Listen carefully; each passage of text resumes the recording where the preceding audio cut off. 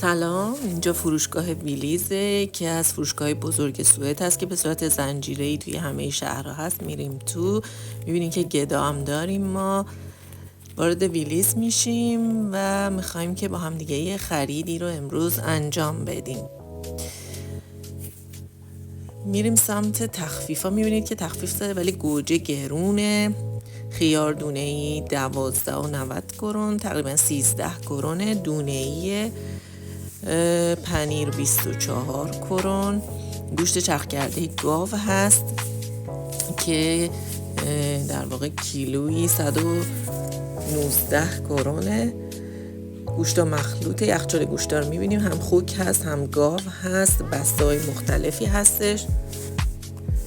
قیمت ها میشه گفت گرونه. یخچال کره ها هست، انواع اقسام کره های گیاهی و حیوانی وجود داره ولی گیاهیاش بیشتره. برنج باسماتی و انواع مختلف برنج توی این قفسه ها هستش. میایم برای پرداخت، ما چون خودمون اسکن کردیم میایم توی سیستم اسکنر رو میذاریم، وصل میشیم، خریدمون رو چک میکنیم و میفرستیم برای پرداخت. کارتمون رو میزنیم، قبض صادر میشه، قبض رو اسکن میکنیم و از در خارج میشیم.